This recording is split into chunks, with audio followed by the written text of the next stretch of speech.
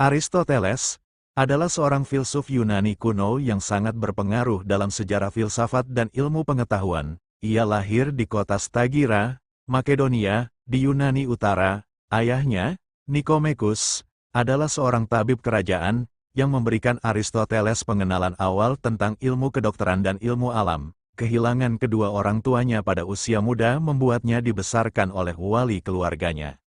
Namun sebelum kita membahasnya lebih lanjut, dengan rendah hati, saya memohon kepada saudaraku sekalian, untuk pencet dulu tombol subscribe-nya. Kalau sudah diklik subscribe-nya, maka saya ucapkan berlimpah terima kasih dan mari kita lanjut. Pada usia 17 tahun, Aristoteles pergi ke Athena untuk belajar di akademi yang didirikan oleh Plato. Di sana, ia menjadi salah satu murid terbaik Plato selama 20 tahun, meskipun ia sangat menghormati gurunya.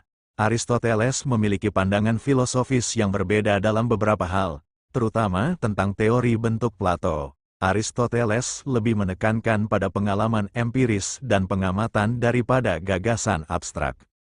Setelah kematian Plato pada 347 SM, Aristoteles meninggalkan akademi dan melakukan perjalanan ke Asia Kecil, di mana ia tinggal di pengadilan Hermeias, seorang penguasa lokal. Di sana, ia menikah dengan Pitias, keponakan Hermeias, dan mulai mengembangkan gagasan filsafatnya sendiri.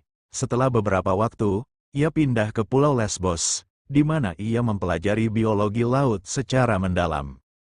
Pada 343 SM, Aristoteles diundang oleh Raja Filipus II dari Makedonia untuk menjadi guru putranya, Alexander, yang kemudian dikenal sebagai Alexander Agung.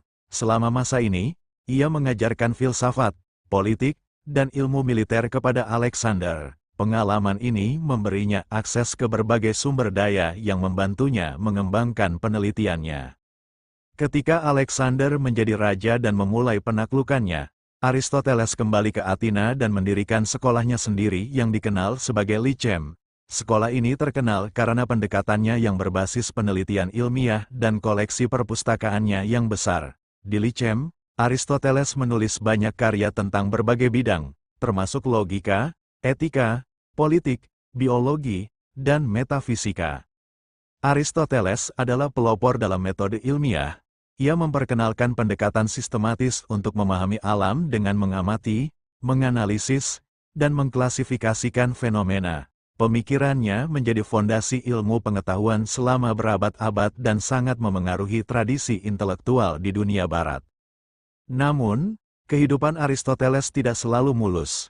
Setelah kematian Alexander Agung pada 323 SM, suasana politik di Athena menjadi tidak bersahabat terhadap pendukung Makedonia. Aristoteles, yang dianggap memiliki hubungan dengan Makedonia, menghadapi ancaman penganiayaan. Untuk menghindari nasib serupa seperti Sokrates, ia melarikan diri ke kota Kalsis di Pulau Ebua. Di Kalsis, Aristoteles menghabiskan tahun-tahun terakhir hidupnya. Ia meninggal pada tahun 322 SM pada usia 62 tahun karena penyakit yang tidak diketahui. Meskipun ia tidak lagi aktif dalam pengajaran, warisannya telah meninggalkan jejak mendalam dalam sejarah filsafat dan ilmu pengetahuan.